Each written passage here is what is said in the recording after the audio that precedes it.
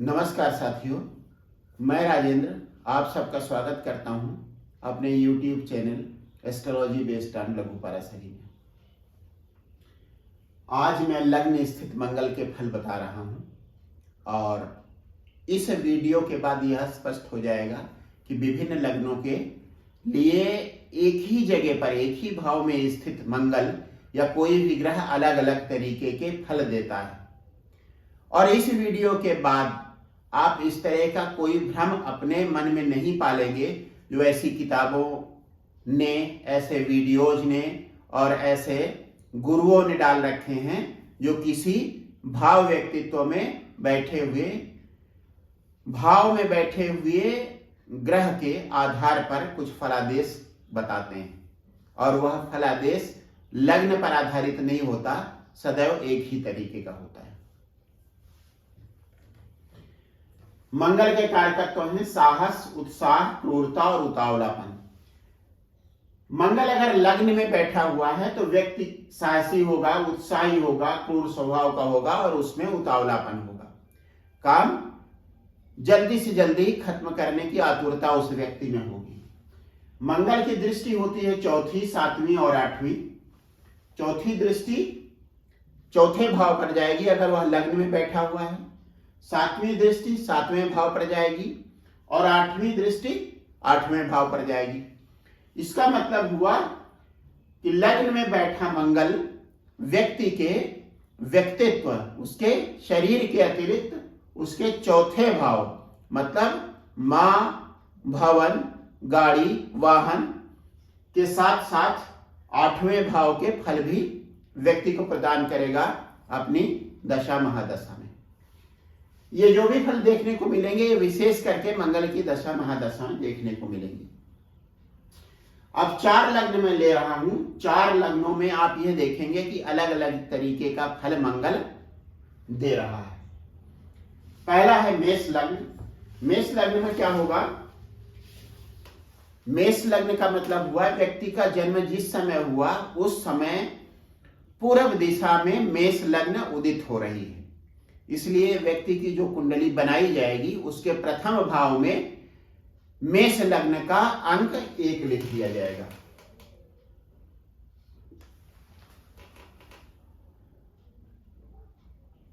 अब मंगल की एक राशि लग्न में पड़ेगी और 8वीं जो उसकी मंगल की दृष्टि है या एक और जिस भाव का स्वामी है उसका नंबर अष्टम भाव में लिख दिया जाएगा।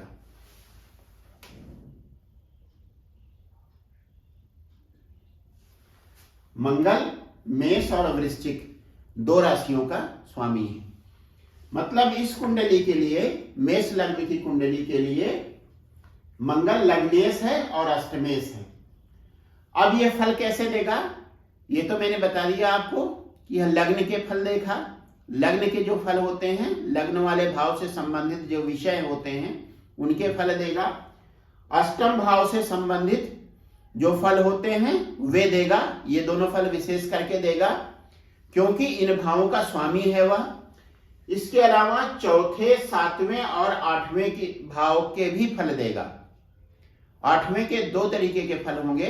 पहला तो यह कि वह 8वें भाव का स्वामी है, जन्म कुंडली के 8वें भाव का स्वामी है, और दूसरा फल होगा उसकी विशेष दृष्टि, 8वीं दृष्टि 8वें भाव पर पड़ रही, अष्टम भाव पर पड़ रही। उसी तरह से चौथी और 7वीं दृष्टि के कारण वह चौथे और 7वें भाव से संबंधित फल भी देगा। अब ये फल शुभ होंगे या अशुभ होंगे? मंगल की महादशा में व्यक्ति का स्वास्थ्य खराब होगा कि अच्छा होगा? अष्टम भाव के अच्छे फल मिलेंगे कि खराब फल मिलेंगे? चौथे भाव के फल अच्छे होंगे कि खराब होंगे? यह हमें देखना है। मंगल मेष लग्न के लिए लग्नेश है, इसका मतलब लघु पराशरी का पहला सूत्र याद कीजिए आप, जो केंद्र त्रिकोण योग से संबंधित है। लग्नेश, पंचमेश और नवमेश सदैव शुभ फल देते हैं, इसलिए लग्नेश होने के कारण मंगल मेष लग्न के लिए शुभ हुआ।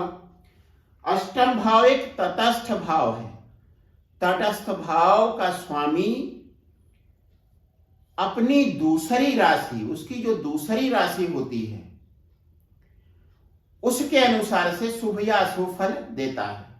यहां पर 8वें भाव में वृश्चिक राशि है, इसका स्वामी मंगल हुआ। अब मंगल की दूसरी राशि चूंकि लग्न में पड़ रही है और लग्नेश सदैव शुभ फल देता है, इसलिए मेष लग्न के व्यक्ति को मंगल की महादशा में अष्टम भाव के भी शुभ फल मिलेंगे।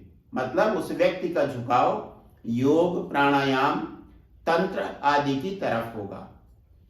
अब यह अलग अलग तरीके से होगा। यदि यहां पर केतु बैठा होगा तो व्यक्ति का झुकाव योग, ध्यान, प्राणायाम की तरफ होगा। अगर शुक्र यहां बैठा होगा तब व्यक्ति का झुकाव तंत्र की तरफ हो जाएगा। उसी तरह से चौथे भाव के फल भी मंगल अपनी दशा महादशा में देगा। और सातवें भाव के फल भी मतलब पति या पत्नी से संबंधित, वैवाहिक जीवन से संबंधित फल भी मंगल अपनी दशा महादशा में देगा। और ये फल शुभ होंगे क्योंकि मेष लगने के कारण, लग्नेश होने के कारण मंगल शुभ है। और अष्टम भाव चूंकि एक तटस्थ भाव है, इसलिए अष्टम भाव के भी फल शुभ ही हो जाएंगे। दूसरी राशि है वृष। वृष में मंगल द्वादशेश होगा। इसका मतलब यह है कि लग्न में हो जाएगी 2 नंबर की राशि और मंगल की दूसरी राशि आ जाएगी सप्तम भाव में।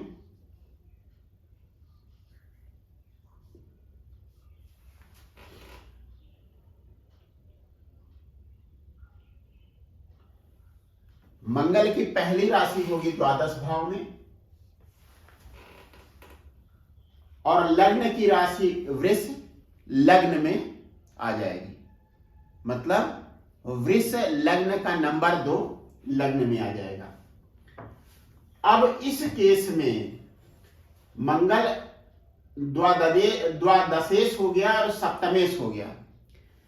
सप्तम भाव का स्वामी यदि कोई क्रूर ग्रह है तब वह क्रूर ग्रह शुभ फल देता है सप्तम भाव से संबंधित। इसका मतलब मंगल सप्तम भाव के शुभ फल देगा। अब द्वादश भाव का फल देख लेते हैं। द्वादश भाव का फल भी अष्टम भाव की तरह ही होता है। मतलब द्वादश भाव का फल अशुभ होगा यदि द्वादशेश की जो ग्रह द्वादशेश है उसकी दूसरी राशि किसी अशुभ भाव में पड़ रही हो। लेकिन यहां पर द्वादशेश की दूसरी राशि पड़ रही है सप्तम भाव में और चूंकि द्वादशेश क्रूर ग्रह है इसलिए सप्तम भाव के अच्छे फल देगा अपनी दशा महादशा में। साथ ही साथ द्वादश भाव के फल भी अच्छे ही व्यक्ति को मिलेंगे। इसका मतलब मेष और वृष दोनों लग्नों में लग्न में बैठा हुआ मंगल शुभ फल देगा। उसके बाद तीसरी आती है मिथुन लग्न।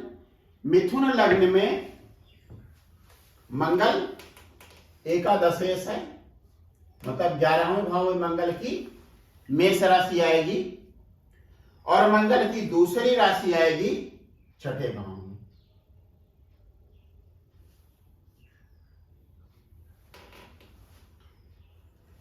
और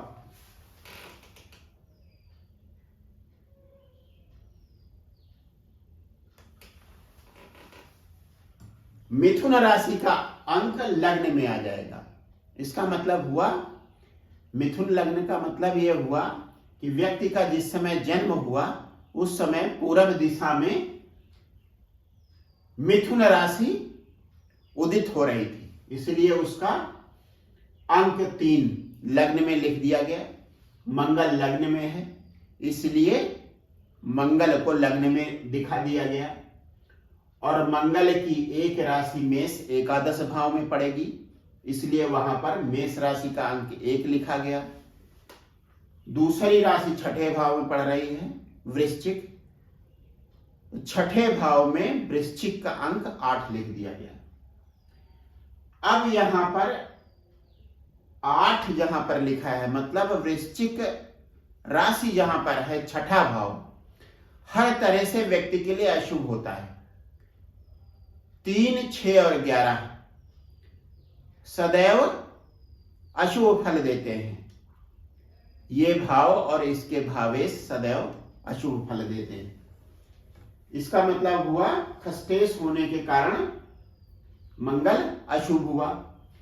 एकादश का भाव का स्वामी धन के लिए तो शुभ होता है, लेकिन स्वास्थ्य के लिए अशुभ होता है। इस तरह से एकादशेश भी अशुभ हो गया।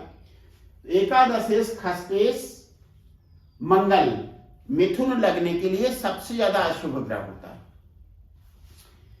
इसलिए मंगल की महादशा में व्यक्ति को चौथे भाव, 7वें भाव और 8वें भाव से संबंधित अशुभ फल मिलेंगे। इसके अलावा एकादश और छठे भाव के फल तो अशुभ मिलेंगे ही मिलेंगे। मतलब धन तो आएगा, क्योंकि एकादशेश मंगल लग्न में धन अपने आप ही व्यक्ति के पास पहुंच रहा है, लेकिन व्यक्ति कभी भी इस धन से संतुष्ट नहीं होगा। या तो धन प्राप्त करने का प्रयास उसे थका देगा, या धन की मात्रा चाहे वह जितनी ही हो उसे कम ही लगेगी। यह किसी और तरीके के विवाद में व्यक्ति फंस जाएगा। उसी तरीके से छठे भाव का स्वामी भी मंगल है मिथुन लग्न में, इसलिए मंगल की महादशा में व्यक्ति का स्वास्थ्य खराब होगा, वह मुकदमे में फंस सकता है या उसे लोन लेना पड़ सकता है। चौथे भाव से संबंधित फल हैं गाड़ी और वाहन के अशुभ फल मिलेंगे, एक्सीडेंट आदि हो सकते हैं, और विशेष करके इसलिए भी क्योंकि मंगल अष्टम भाव का भी स्वामी है, और चूंकि मंगल मिथुन लग्न के लिए अशुभ है, इसलिए अष्टम भाव के भी अशुभ फल अपनी दशा महादशा में अंतरदशा में देगा। उसके बाद कर्क लग्न। कर्क लग्न में मंगल दशमेश है, मतलब मेष राशि का अंक 1 नंबर यहां पर आएगा, और वृश्चिक राशि का अंक 8 नंबर पंचम भाव में आएगा, क्योंकि यह पंचमेश भी है।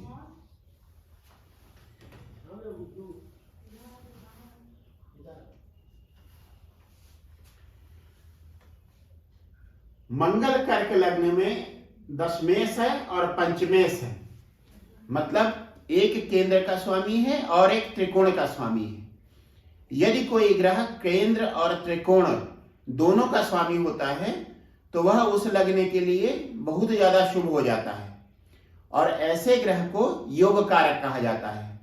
और यह योग कारक ग्रह अपनी दशा महादशा में केंद्र और त्रिकोण से संबंधित शुभ फल देता है। इस कर्क लग्न के केस में लग्न में 4 का अंक आ जाएगा। कर्क लग्न में मंगल बैठा हुआ है दशमेश और पंचमेश होकर। अब इस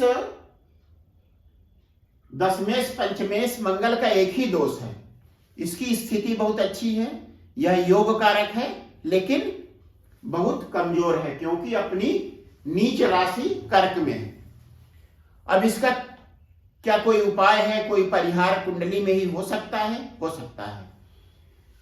यदि मंगल का नीच दोष दूर हो जाए, और जब यह दोष दूर हो जाएगा तब नीच भंग राजयोग बनेगा। वह कैसे बन सकता है?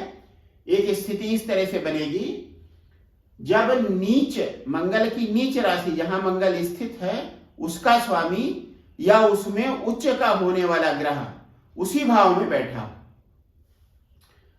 अब लग्न में यदि मंगल के साथ चंद्रमा बैठ जाए, कर्क लग्न का स्वामी चंद्रमा बैठ जाए, या कर्क लग्न में उच्च का होने वाला ग्रह बृहस्पति बैठ जाए, दोनों ही केसेज में मंगल की नीचता भंग हो जाएगी और शुभ फल देने की तीसरी जो कंडीशन है वो भी फुलफिल हो जाएगी। वैसे तो नीच का मंगल भी अच्छे फल देगा, लेकिन क्योंकि इसकी सामर्थ्य कम है इसलिए फल उतने अच्छे नहीं होंगे। यदि मंगल के साथ गुरु या चंद्र बैठ जाए या गुरु और चंद्र दोनों ही बैठ जाएं तो मंगल समर्थ हो जाएगा और मंगल की महादशा में व्यक्ति को संतान का सुख, नौकरी, व्यापार, प्रसिद्धि आदि मिलेगा। साथ ही साथ गाड़ी, वाहन आदि का सुख मिलेगा और सप्तम भाव पत्नी से संबंधित सुख भी मिलेगा, वैवाहिक जीवन से संबंधित सुख भी मिलेगा उसे। साथ ही साथ अष्टम भाव से संबंधित अच्छे फल भी मिलेंगे। व्यक्ति का झुकाव योग की तरफ रहेगा, प्राणायाम की तरफ रहेगा या फिर तंत्र की तरफ रहेगा, लेकिन तंत्र का दुरुपयोग नहीं करेगा वह योग कारक मंगल। अब यहां पर एक बात यह आती है कि यदि कोई, जैसे मंगल क्रूर ग्रह है, क्रूरता उसका नैसर्गिक स्वभाव है, तो उसकी क्रूरता का क्या फल पड़ेगा चौथे और सातवें भाव पर। चौथा भाव मां का है, चौथा भाव संपत्ति का है और सातवां भाव पति या पत्नी का है। मान लेते हैं किसी पुरुष की कुंडली है और मंगल लग्न में बैठा हुआ है, ऐसा व्यक्ति अपनी जमीन, जायदाद, गाड़ी और वाहन, यहां तक मां के ऊपर भी आधिपत्य जमा कर रखना चाहेगा। वो चाहेगा कि मां उसकी बात सदैव माने और यही बात पत्नी के लिए भी सच साबित होगी। यदि लग्न में गुरु है, शुभ है, बुध है, शुभ है, शुक्र है या चंद्रमा शुभ है, उस केस में ऐसा नहीं होगा। ये ग्रह भी सप्तम भाव पर दृष्टि डालेंगे, लेकिन पत्नी के साथ एक समभाव बनाए रखेंगे और अच्छा वैवाहिक जीवन होगा। इसीलिए इसे मंगल दोष या मंगली दोष कहा जाता है। लेकिन यदि मंगल शुभ है, मेष लग्न का है, कर्क लग्न का है, इसके अलावा सिंह लग्न का है, वृश्चिक लग्न का है, तब वह अपने वैवाहिक जीवन को कभी खराब नहीं करेगा। यदि सप्तम भाव पर, वैवाहिक जीवन वाले भाव पर किसी और तरीके का कोई विपरीत प्रभाव नहीं है, तब उसका वैवाहिक जीवन अच्छा रहेगा, विशेष करके मंगल की दशा महादशा में। बस आज का वीडियो इतना ही, और आगे फिर कभी मैं मंगल दोष की विस्तृत चर्चा करूंगा। आप सबका बहुत बहुत धन्यवाद।